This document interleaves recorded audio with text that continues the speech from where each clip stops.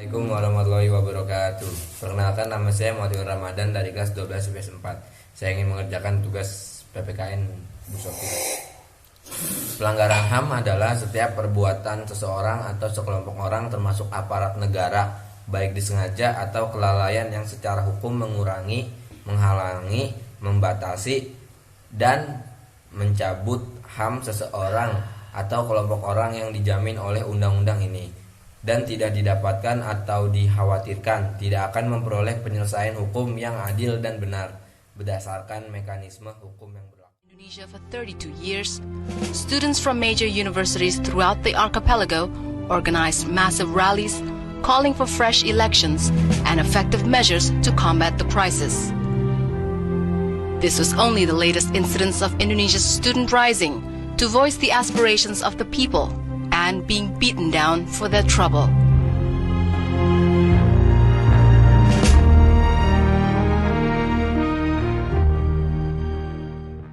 Adalah tragedi Trisakti tahun 1998 sesuai dengan Undang-Undang Dasar 1945 Pasal 28A. Setiap orang berhak untuk hidup serta berhak mempertahankan hidup dan kehidupannya. Dalam Pasal 28A diterangkan bahwa pasal tersebut menjamin hak seseorang untuk hidup. Tetapi dalam kasus tragedi Trisakti 1998, para anggota polisi dan militer yang terlibat dalam kasus itu telah merenggut hak hidup mahasiswa Universitas Trisakti dengan cara menginjak, memukuli, dan menembak mahasiswa secara brutal.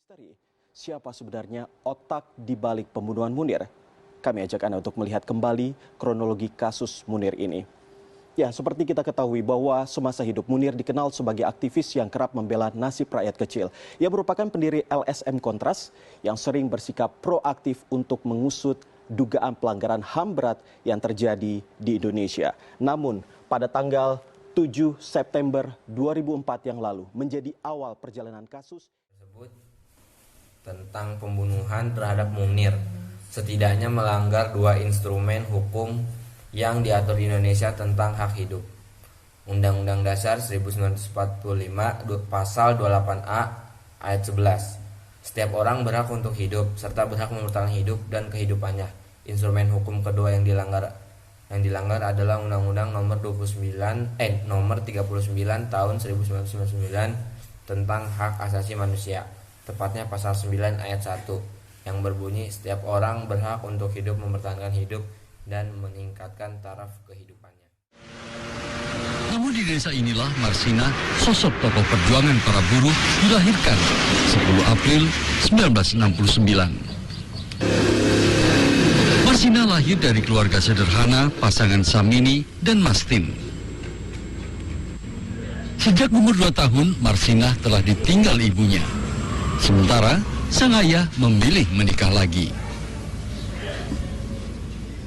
Marsina pun kemudian dirawat bibinya. Terakhir adalah pembunuhan terhadap Marsina.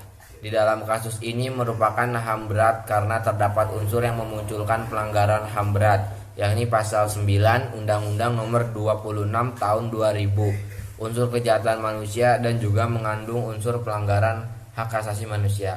Dasar hukum yang dilanggar pada sila kedua yaitu kemanusiaan yang adil dan beradab. Di dalamnya terdapat tindak kejahatan seperti pembunuhan, pemusnahan, perbudakan, penyiksaan, dan penganiayaan terhadap seseorang atau kelompok yang didasari persamaan paham politik, ras, kebangsaan, etnis, budaya, agama, jenis kelamin yang telah diakui universal sebagai hal yang dilarang menurut hukum internasional. Adalah video-video pelanggaran HAM yang terjadi di Indonesia. Sekian dari saya. Terima kasih. Assalamualaikum warahmatullahi wabarakatuh.